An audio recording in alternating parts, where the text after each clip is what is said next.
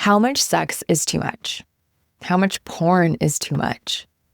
These aren't just personal curiosity questions. The answers actually determine whether your sex life is working for you or against you. Welcome back to The Naked Connection. This is the show that supports driven men to reach sexual mastery and build deep connections. What's up, you guys? It's Kirsten. And before we get any further, please take a moment and hit that subscribe button so that you don't miss a single episode. Today, I'm joined by Dr. Robert Weiss, who has been working with men and their sexual behavior for over 30 years. He is the co-founder of Seeking Integrity and has created treatment programs worldwide that really focus on helping men have healthy sex lives. Today, we are diving into the questions that most men are afraid to ask. Like, what's normal behavior versus problematic? How do you know if your habits are actually working against you in your life and in your sex life? And with things like OnlyFans, VR porn, and AI girlfriends, things are really changing. And we're going to look at what does healthy male sexuality actually even look like anymore.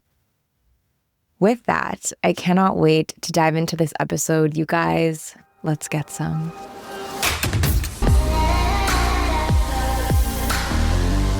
Dr. Rob, welcome to The Naked Connection. We're really excited to have you here today. Thanks, Kirsten. I'm thrilled to have an opportunity to share a little bit of wisdom and knowledge where I can. I would love to start off by looking at this question of identifying where is perhaps the line for a man or just a person in general between having a high sex drive, enjoying things like pornography, being intimate with somebody, and when does that start to cross the line into perhaps compulsive or addictive behavior? I think a lot of people ask the question about am I having too much sex? And to me, it's like saying, so first of all, in the world that I live in, I'm pretty clear on what is too much causes people problems, right? If you gamble, I go, honestly, once or twice a year, I go to Vegas and I take my X amount of money and I play. And when I'm done, I'm one of those great, okay, maybe I played a little bit more, but I'm done when I'm done, basically. But someone who brings everything they have and they feel driven, and then they go into their credit account and then they don't have money to pay whatever, that's a very different kind of gambling, right? And that is a behavior. So when I look at sex, it is a behavior. When I think about alcohol, I might have a couple of glasses of wine and no problem. Some other people, when they hit alcohol, they're drinking to, into a stupor. So sex is really the same thing. Let me give another example, a better, more naturally occurring behavioral. Food. I love food. I love pasta. I love chocolate cake, cookies. Some of my favorite chocolates are cookies. But in any case, I could eat a lot and really enjoy it. But at a certain point, it's becoming really unhealthy for me. I am, becoming, I'm having cholesterol problems, having blood pressure problems. I don't feel like exercising anymore. So it's really about not so much about how much is healthy, but what's the effect on my life? Is the amount of sex I'm having leading me to giving my partner STDs?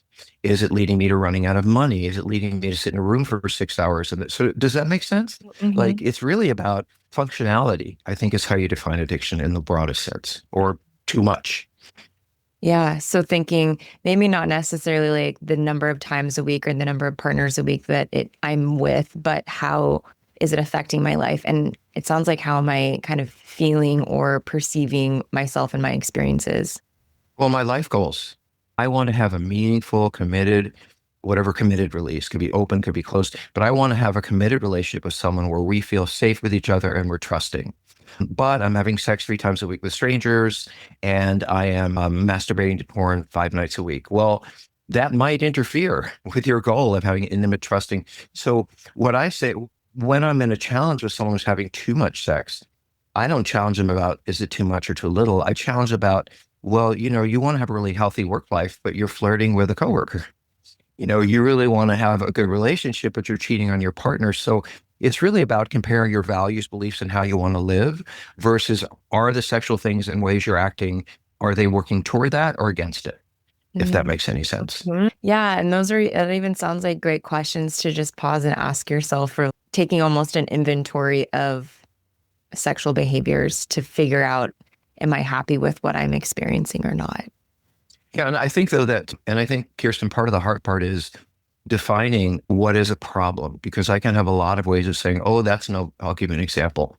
What she doesn't know won't hurt her, Mm. I think is a great example. Well, actually, it does. When you cheat on someone, you lie to someone, you keep secrets from them, and you say, oh, what they don't know would hurt them. They feel it emotionally. They feel it sexually. They feel how to. So I have to help someone understand the way you look at it may not be the healthiest way to look at it. Mhm. So they may not see that their goal is impeded by what they're doing sexually. So part of working with folks is saying, well, wait a minute, you want this, but you call it that, but maybe these two things don't align. So I have to do some challenging about how people view the way they're being sexual. Yeah. And I know that you also you work with men and you also have a large female audience as well, and coming to you to identify how to cope or manage with someone that maybe is engaging in a lot of sex or a lot of porn or something like that. And I'm wondering, people have this question, is porn cheating? And I wonder, what is your answer to that? Well, do we have like 3 days? We can definitely talk about that. So I think the backbone, now this is me. This is my experience. First of all, I work with women. My work is with men who sexually act out in ways that cause them profound problems. They're going to lose their family. They're going to get in trouble with their workplace. They're going to lose their license. Like, people have serious, not necessarily legal problems, but meaningful problems in their life that have been caused indirectly or directly by the sexual behavior. That's what I do. So in terms of relationships, and by the way, just to think, Kirsten, if you think porn problems are like 25-year-olds or 30-year-olds, probably half the people on a residential treatment center who come in for porn problems are 60. And their wife, they've been using porn for 40 years in compulsive, addictive ways. Their partner never knew, and all of a sudden found out for 30 years that this has been going on. Trust in that situation is a violation that's very different, perhaps, than in a younger relationship. But that was the word I was going to use, is trust. All relationships are built on a backbone of trust. If I don't believe that when you walk out that door, you have my back, if I think you're going to go out there and do something that would hurt me, and you do it anyway, and I find out about it, then I can never trust you to walk out that door, and I know you have my back. So to me, in terms of relationships, it has to do with, let me give you a good example. I might have someone to come to my office when I did practice, and they say, I see a few sex workers every week, and it's really not a problem, and I don't see, who would really care. And, do you mind? Well, it's not my job to tell them what's right and wrong, but I can't say, well, here's the deal. Just tell your girlfriend as you're leaving the house that you're going to go see a few sex workers on the way home. And if it's okay with her, it's okay with me. So then they have to think on, oh, is that going to affect my relationship? And then they have to think about that issue, which is trust, which is, how can I trust you if you're out there doing things that I don't know about, and I find out later, or I find out. So to me, in relationship, it has to do with trust. And what women are most interested in are things like, are you cheating on me? And the biggest part, do you care about someone? Forget the sex. That's really the big issue. But to me, healthy relationship is built on trust. And when you're engaging in behaviors that could possibly reduce or eliminate that trust, then you're violating your relationship. It's a relationship health issue. Yeah. Yeah. It's just bringing up for me the reality that every relationship is so unique. And I think sometimes we enter into with these broad assumptions about things, and couples aren't talking through what is and isn't going to feel good for them. So I would imagine that for one couple, maybe the partner is like, yeah, go for it. Enjoy the sex worker, or enjoy your porn and your masturbation. But that's not the issue. Yeah. The issue is, am I open with you? That's the issue. Yeah. And more than like the act itself. Well, that's the relationship buster. Or I might have someone say, who has an agreement with their spouse, wife, whatever it is. I look at porn occasionally, and they think, okay, well, that's fine. What they don't know is that person's looking at it 5 hours a day after they go to bed at night. It's interfering with sleep. It's interfering. They don't know. They may have agreed to something, but they don't really understand the depth and gravity of what they've actually agreed to. So then again, you have a trust issue, which is, I agreed to it, but I didn't agree to all of that. So yeah, it can show up in lots of ways. Mm-hmm. And yeah, this piece about, do you like the emotion of it, and how often women are like, I don't care about the sex, but like, this is like, do you have feelings for this person? And it is bringing up, I know that you mentioned that there are a lot of men in your practice that are in their 60s, and they've been engaging with porn for 30 plus years. And there's so many new technologies coming out like AI and these AI girlfriends and these OnlyFans where you're not just getting pictures and things, you're like building a connection with this person. And that is just totally, I would imagine, changing the landscape of, I mean, really, in some ways, of how we can engage in sexual behavior. And I'm curious of how that will all play into this.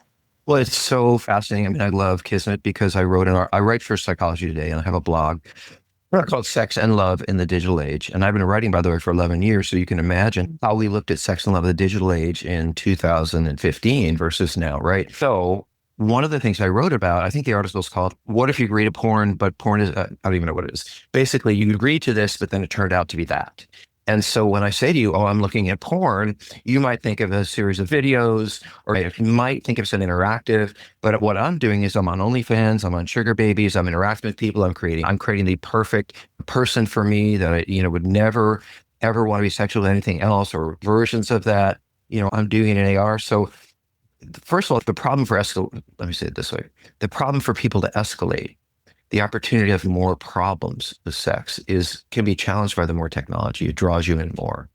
But the other issue is, my daddy's porn is not the porn I look like. My porn is not the porn I'm looking at today. And so the interactive nature, the algorithms, it's completely changed what even we would call porn in the way that we used to see it. Yeah. And noticing that change over time, have you seen the impact that is having on relationships or just individuals, and maybe, I don't know, in positive ways and challenging ways? Well, I think this is where I do see more younger men because they're more aware of the various forms of technology. And they talk about, and this is more in the porn addiction world, I think, but some of the men I work with will talk about being isolated and not really developing intimate relationships or romantic relationships or really never leaving the house. Some will say, I'm just as happy with my porn as I would be dating. Some have erectile problems, and this is a frequent issue. I'm looking at porn, and all of a sudden I don't get erections with my girlfriend or my boyfriend or whatever that is. I no longer am interested in them or interested in being sexual like I used to because I look at all this porn. So I do think the intensity and the way that porn has changed is affecting relationships and solo sex. One of the things I think about in my day, if I wanted to go have sex and I was 18 or 15, I had to ask someone out. I had to learn how to date. I had to learn how to hold their hand, or even if we just went right to sex, it was something that I learned from that. I learned that they liked, what they didn't like. I learned when is okay and what is consent and what is lack of consent, which is one of the things I'm talking about. Is I wrote an article called Digital Misogyny, which is how men are beginning to, in many ways, view women in objects that we never thought they would. So you see that younger men are struggling with all kinds of lack of social connection, lack of relational connection, not really knowing how to date, how to ask someone out. It's great. I had one guy who said to me, he said something like, why would I want to go out with someone? I mean, I might take them to dinner, we might have a really good time, and then I still wouldn't get laid. But if I go online, I'm absolutely guaranteed I don't have to spend the money and have to worry if I'm going to, and I can hang out. And so as the porn becomes more sophisticated, it becomes easier and more simple and more attractive in some ways to just go there. And I don't have to deal with all that. Yeah, no, I mean, that makes sense of why go through all of that work in order to not have almost a return on your investment is what it sounds like. I guess that's a good way to say it. Yeah. Not that you can't go online and pick people up and all of that and in whatever way you want, but the relational piece about, when your goal is sex, great. But when you want more than sex and all you've had is sex, how do you figure out the parts that will bring you into a meaningful relationship? So I see a lot of the men that I work with who struggle with porn, they're not dating, they're not building meaningful relationships. I have men 26 that I never really had anything that lasted more than a few weeks or a few months. They are unable to really develop intimacy. And I'll say one thing about porn, it's not intimate. It is not intimate because intimacy, can I define intimacy? I would love to explain to men what intimacy is because they think it's sex or they think it's holding someone's hand. Or intimacy is such a simple concept. It is revealing myself and taking the risk that you may or may not accept it. I put myself at risk. If you say to me, how are you feeling about our sex life? I could say, great, love it, but that's not intimate. If I say to you, actually, I wish we did more of this, and I wish that's intimate, that invites you to a conversation with me. So when I emotionally put myself out there, that is intimacy. And by the way, sex is the highest form of intimacy because I'm revealing my body to you. And what if you like it? And what if you don't? So intimacy is more about vulnerability than it is about sex. And I don't think men often do well with vulnerability. We'd rather say, fine, no problem, I got this. But that's not necessarily what draws people in. Yeah. Well, and just thinking about some of these dynamics that might be unfolding for somebody, if perhaps they're noticing, oh, I actually don't feel great about some of my sexual behavior, and maybe I want to change that. I know that there can be like a lot of guilt or shame or embarrassment that can come. And then, that can also come with wanting to not look at that part of what's going on and just avoiding it, sometimes denial of it. It's a lot to hold. And I'm wondering if someone is listening in and maybe they're identifying, oh, I want to change this, but I don't even know how to start. Well, I think depends on what you want to change. If I have deep shame because I'm attracted to men, if I have deep shame because I want to wear panties, that may be something that I need to adapt to and learn to come to terms with. And maybe I hate myself for it, but that doesn't necessarily mean it's a bad thing or a problem. It just means it's who I am and parts of me I haven't wanted to look at. I could be married to the pastor's daughter and be extremely religious. But if I'm going out there and having sex with men 3 days a week, I might be incredibly ashamed of myself. But that doesn't mean your attraction to men or desire to be with them is the problem. So people will come to me feeling terribly ashamed of their sexual behavior because they don't like it. They don't want to be into S&M. They don't want to be into. So that is very different than what I deal with when I'm talking to people who are keeping secrets and lying and giving people diseases and, neglecting their work I can feel ashamed because I'm doing something I don't feel good about, or I can feel ashamed because I have a double life and nobody knows about it. And I hate myself. I'll give you an example. I have a guy who comes home and he's having he just came home from seeing a sex worker and he doesn't feel good about it. He knew it was a lie. He doesn't feel good because that's who he is. And he comes home and his spouse says, oh my God, you did the dishes last night and you did the laundry. You never do those things. You were just the perfect guy. And he thinks to himself, well, but if you knew where I was today, you wouldn't think that I was so perfect. And so how can he carry that feeling of, I am truly loved for who I am, versus if you knew who I really was, you wouldn't love me. And so that shame I can never really feel loved because I know things that you don't know about me. And there's a tremendous shame in caring when I see you and you're smiling at me and you look glad to see me. And I think, but wait a minute, an hour ago, I was doing this or that. I don't feel the love that you have to give me. And you don't know that I'm lying to you. Now, as you said, and I want to be clear, you and I have an agreement that I see sex workers all day long. I don't care. It's not my business to judge people's sexual behavior, but when they hate themselves for it, and it is not just a naturally occurring interest or passion, but it's actually something that involves lying, cheating, hurting other people, pretending, living a double life, that's a different kind of shame. That's a hiding myself and I don't want anyone to know about it because I'm lying and it's a different kind of shame that I have created by doing what I'm doing. Yeah. Yeah, when you describe that situation, it's heartbreaking to consider that. I mean, like to be stuck in this place of here's this person that loves me and I'm hiding a part of myself from them. I can't accept the love that they want to give me. Right. Which is what I most want. I mean, I work with sex addiction, so let's call it what it is, right? And I've spent 30 years writing books and opening treatment centers. And, I'm pretty reasonably well known in that field. And I can tell you that the men I work with are desperate to feel loved and to feel valued and to feel important, but they're also terrified of it. They don't want to get too close to someone. There are psychological reasons, whatever. So they split their life in half.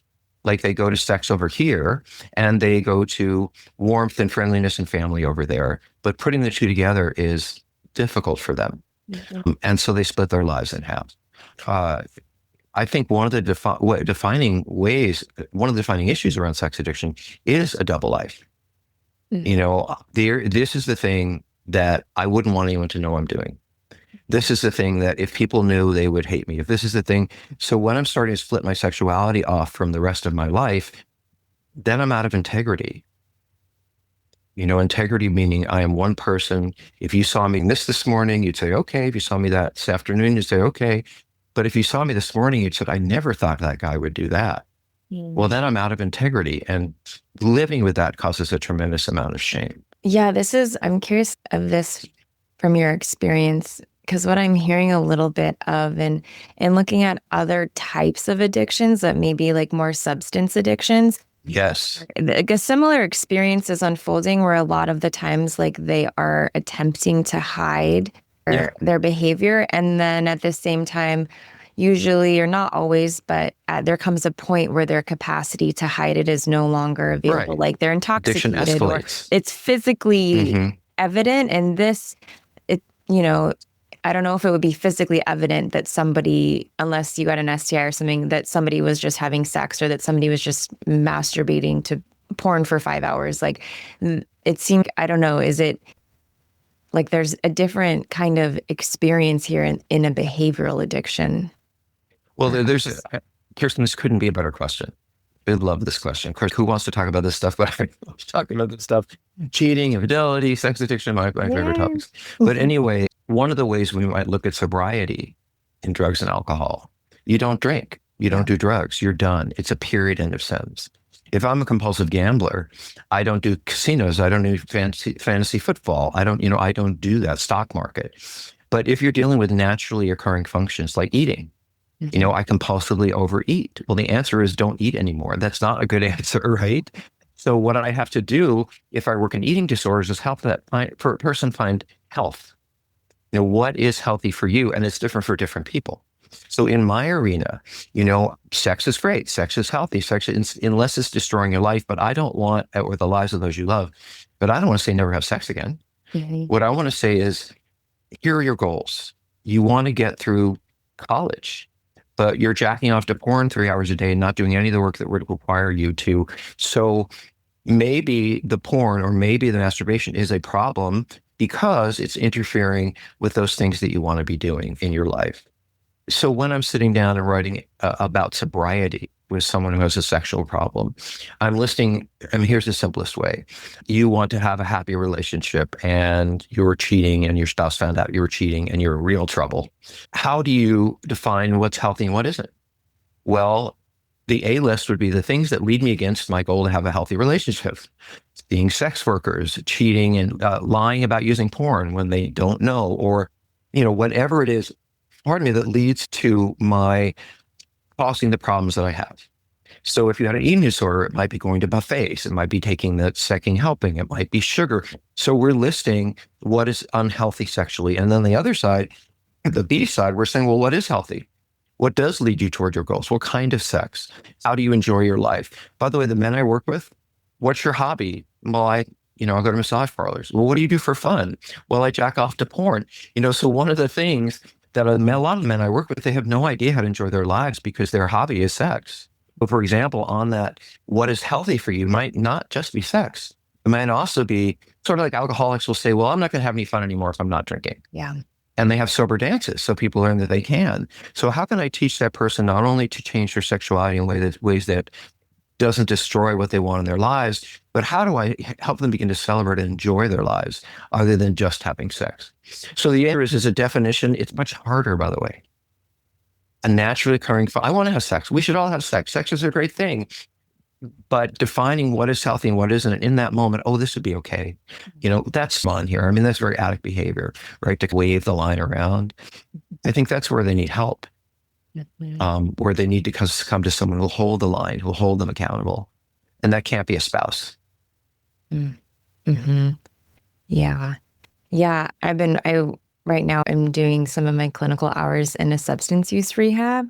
And it's so interesting because what ends up happening is a similar element of I'll never be able to have fun again if I can't use my substance of choice. And also I don't even know what things to do that would be fun because I was just drinking in my bedroom watching TV every day. And that was Right. what I did with my life. And so there's like this element of finding other experiences in life that bring you joy.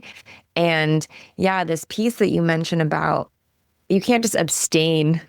I mean, I guess you could become celibate. It's not healthy. Yeah. We And look for it's, healthy sex. That would not be healthy, yeah. right? And I mean, you can't just never get a boner again, like that. It's just, Well, you try aging and then you'll find out more about that. But that's a whole different topic. but yeah. And just the added complexity of navigating a sexual addiction when with the reality is that it's not as black and white as just never going to drink again. That is No, it couldn't yes or be. no, I mean, anorexia is not that's not healthy eating, but the balance is how do you pick? And I was going to say something about it being different.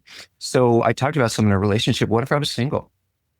What would my goal if I wanted to have a relationship? If I wanted to stay single, what would be healthy for me? And what would be unhealthy for me is going to be different than someone who's been married for 12 years and has a commitment to monogamy. So how that how that sobriety is measured is based on where I am in my life and what's important to me. And it may change. So I might be single and it's this, and I get a relationship and it's that. That's why I need someone else like a therapist, like in a 12-step program to bounce that off of. Gee, I'm thinking about this because addicts, and this, we have our own way of thinking about things. We make up that this will be okay. And as long, and I know you know this too, the most important thing about healing from addiction is being in a relationship with other people in social settings, talking to people about it, engaging people about it. I'll give you a quick example. You work in a drug and alcohol center. Is that pretty much what you guys talk about, right? So let's say I'm the guy who's masturbating 5 times a day, and I'm also seeing sex workers on the other days, and I drink a lot. Well, people are sitting around in that group and they're talking about their alcohol and drug problems. I'm not going to talk about my sex problem. I'm going to be the pervert. I'm going to be the one everyone looks at because they're not doing those things. And so having an environment like a 12-step program that's focused on sexual recovery or a therapist who understands this, I'm not going to feel like the weirdo or the left out person. I'm going to feel a part of. And that's everything, is finding your cohort, finding your people. Yeah. Yeah. Yeah. And I think what is so unfortunate about certain addictions is like this aloneness that comes with it and this isolation that comes as a result of it. And then not even in the behavior and action itself, but then the secrecy of it. There's just such immense isolation. The hiding, the double life, you only see part of me. And what we said about I can't really be loved when I have all these secrets. I did want to say to you something about what brings people into treatment. And I can tell you what brings 99.9% of people into treatment is consequences. I have never met a man, and you know this from drugs and alcohol, I've never met a man who said, I'm cheating all the time and all of this, but I just want to come in because I want to be a better person. Yeah. Or I just want to feel better about myself when I'm going to work. People come in because they're going to lose their family. They're going to lose their job. They're going to lose. And in fact, I'll have clients who come into treatment and I'll ask them, why are you here? Well, my marriage isn't going that well. Or, yeah, but why are you here? Why weren't we here 3 years ago when that wasn't? Well, okay, I got caught and this and that. So just to say it, people who are listening to this, they may say, well, I might have a problem, or I might look into it, gee, I couldn't have a problem. You'll know you have a problem when it smacks you in the face. And Kirsten, as well as I do, that every alcoholic at some point is going to think drinking is fine until it isn't anymore. Yeah, there's a lot of truth in that. And and going back to the original question we started this conversation with of like, how much sex is too much sex? And if someone is, because, we really don't want people to get to that point where they have these massive consequences. Their relationships are blowing up. These things are unfolding. They hate themselves. And getting to that, like hating yourself. Maybe someone's asking themselves this question of how much am I having too much sex? Is this taking over my life? Is this becoming compulsive? Am I losing control? Before it gets to the point of those consequences unfolding, how can they stop it or catch it? Or what could someone start to do if maybe they're listening to this and wondering, ooh, this is a hard truth that I'm touching on a little bit here for myself? And by the way, the person who has the problem is the last person who wants to really look at this. Because they don't want to shove it. Someone who drinks occasionally, got a little drunk at a party, they're not, oh my God, I'm an alcoholic. But someone who really is into this, they deny it so profoundly. Well, I have this new friend named Chat GPT. I'm sure all of you have some friend like that.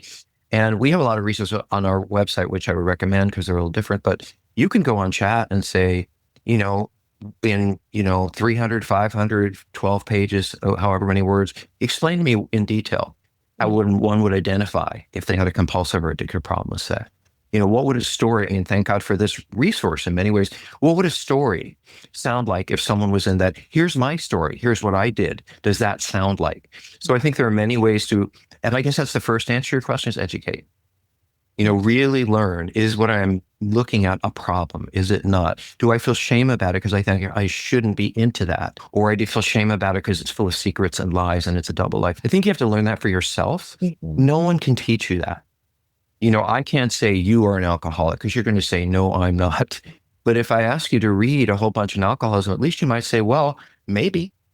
And that maybe is the first door that opens into wanting to learn more. So in terms of the change, I think it's about education. And then you need to reach out to other people. You need to go to support groups. You need to listen. You need to go to classes. There are actually classes.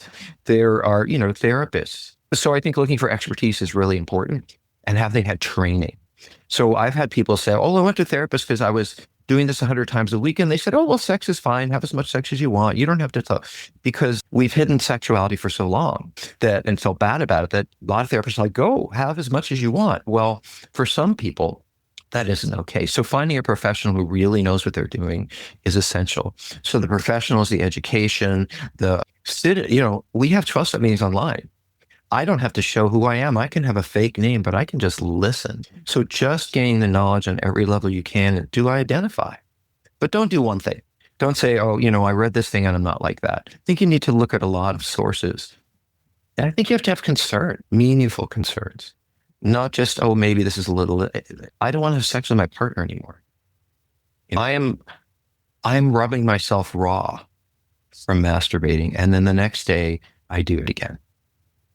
I get an STI and 3 weeks later, there are physical, clear lines, and you can learn about all this stuff. It's not a mystery anymore. Yeah. Beautiful. There's so much in this, and there's been a few things that you've shared just to highlight is one, this element of identifying for yourself how are you relating to your experience with sex and any kind of sexual behavior, and like identifying, am I happy with this? Is this causing problems in my life, or is it something that I'm totally fine with and happy with, and it's fulfilling for me? Is, I think, a really great piece to look at in this, because it is going to be so different for everybody. Well, I also think it's important for us to look at not just how we feel, but what are the realities in the world. I'm at work and I'm the boss and I'm hitting on every woman who comes into the workplace. Yeah. Well, that may be more than just addiction. That may actually cause serious consequences. And here's an example. I am doing that. I have doctors who are having sex with patients, for example, and they're going to be serious. There are ethical rules about that. I can talk myself into it and say, well, they're not my patient anymore, and about whatever it is I say, or they don't work for me anymore. But the reality is, I could lose my job. I could lose my family. I could lose my license. I could lose every penny I have. I could get sued. So sometimes people will say things are okay, and this is typical addict behavior. I do things that other people say, are you crazy? You're having sex with whatever it is. But addicts find a way to say, oh, it's not that big a deal, or justify it. So I think one way to really look at it is, am I doing things that clearly would have consequences that I already know I shouldn't be doing because they're going to cause real problems, and yet I'm doing them anyway? We think of it like the 4 C's. Are you having cravings? Are there consequences to the behavior? Is there a lack of control, and is it becoming compulsive? I'd love the lack of control, and they say in Alcoholics Anonymous, just don't drink for 30 days and see how that goes. And by the way, my alcoholic patients will say, oh, that's horrifying. Can I do it for 30 days? And yeah, I would say the person who has a compulsive problem, stop all of that. Or stop the staring, stop the ogling, stop the, looking at Instagram for the sex, whatever it is, just stop and see how you feel. How do you feel about yourself? I had one client who said, I never realized that the way I dressed, the things I said, the ways I looked at every woman in my life had to do with, could I get her to have sex with me? Was I hitting? Could I get that hit from her that she wanted me? And so he had to re-identify who he was, because he was based on being an attraction machine, not on who he wanted to be and how he felt about himself. Yeah. I do want to say something briefly about sex addiction, Mhm. which is that a real thing? Oh, come on, that's just a joke. You know, that's just people say when they're engaged in bad behavior and they want people to feel badly about them. Hmm. I go to treatment because my wife is or my friend is unhappy, so I'll go just to shut them up. Nobody treats, I would say very few people come to my door because they don't know or they don't have a serious problem. And by the way, we have diagnoses for these things. Mhm. I can run down a list and say, oh, A, B, C, D, E, this is your clear problem. So it's identifiable both in terms of behavior and also in terms of psychiatrically, psychologically. Yeah. Yeah, and I know we didn't get into like why these things can start to happen, but I know Right. that there's a whole depth of reasons that can Mm. find themselves trapped in an addictive Yeah. behavior, whether that's sexual or otherwise. And so I appreciate that we're kind of looking at this from a compassionate lens and from all angles because it's hard to find yourself in a place where this has become your reality and something that is so wonderful and fun and feels amazing has really started to control your life in a destructive way. Well, I can say, listen, I live in LA. I can tell you who my therapist is and what 12-step meetings, and I'd be like, oh, cool. I go to that meeting. Wow, I've worked with that therapist. Tell them I have a sex problem and see what I'm not going to tell them. So inherently, the shame you talked about, I'm the worst of the worst. And then people hear sexually out of control and they immediately think, oh, you're going to, hurt my children. I don't work with sex offenders. I work with people whose profound sexual problems are destroying their lives. Mm. Women have this problem too. Yeah. Women really don't like to come in and say they have a sex problem. A guy can always say, well, yeah, I'm pissed out. I have a lot of sex. A woman, the amount of shame she's going to feel because the culture says about her makes it so much harder for a woman to come forward. She'll say, I have relationship problems, I have Mhm. eating problems. It's much harder for a woman to come in and come forth and say, I've had sex with 4 guys this week. So, but it is there. And I want women to understand there are support groups for women, there are books for women. And I don't want to leave women out and say, oh, it's just a guy problem because it isn't. Yeah. Yeah. I appreciate you adding that in. And in closing here, thinking about some of the things that someone could do, joining Right. even just like a calling into a Zoom SA meeting and just Right. listening in, not having to engage, connect with other Yes. people that are in the same experience. That's a great start. What is there anything else? I know reaching out to you, is there anything that you would recommend? Well, one of the things is I think whatever you reach out to, do a couple of them. Mhm. Like they're all different. There's SLA, there's SAA, porn addicts have PA, PAA. It's kind of like you have marijuana anonymous, cocaine anonymous. Are they all addiction? Yes. So find your people, and they may not be in this group or that group. The other thing is stay. What I find most often is someone goes to a group that I might recommend, and they say, oh, that's not for me. All those people are so much sicker than I am. Yeah. Well, try to go a few times and realize that you're not as bad as you don't have a problem as bad as those people, but you might have a problem like those people. So I think continuing, even though you may feel uncomfortable, but support groups, 12-step programs, there are faith-based, programs. There are all kinds of ways to look at it. But the bottom line is acknowledging this isn't healthy for me. This is destroying the people I love and my own life. So many of the men I work with, when they really get under their consequences, I've hurt people, I've destroyed the situation. 2 things. They will say to me, well, I'm a bad person. Mm. Who would do this? I'm a terrible, I hate myself. And let me tell you what bad people are. Bad people are people who mean to hurt someone. It is my intention to cause you pain. That's a bad person. What I work with is broken people and the people they hurt are collateral damage. They get hurt as a byproduct of my behavior. If I can help a man move from I'm a bad person to I'm a broken person, then I give them a little place to begin to look at themselves. I'm a bad person is incredibly shameful. I'm a broken person is hopeful. Mhm. So I want to make that distinction because anyone who's out there says, I'm so horrible, I hate myself, how could I do these things?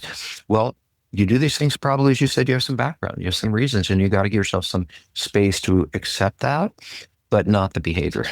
Mhm. Yeah. Yeah. I appreciate you sharing that and that Everyone does things that might seem quote unquote bad, and we can be good people. And that, that transition from bad to broken is really, you can fix something that's broken. You can glue it back together, whatever, make it grow, heal it, and that there is hope and possibility to change. One of the things that sex addicts and porn addicts do is it's never their responsibility.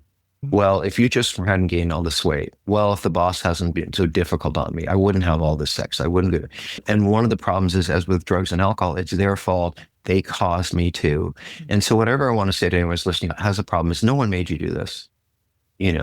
Kirsten and I be in a relationship and we could have a fight, or she could be 300 pounds overweight and I don't find her attractive anymore and she's yelling at me all the time, and I can divorce her. I can leave her. I can go for a ride in my car. There are many choices I can make other than drink or have sex with 25 people, or that is a choice. And so when people are making choices consistently to turn to sex, as opposed to looking at all the other things that they could be doing, then they're using that excuse because they want to go have the sex.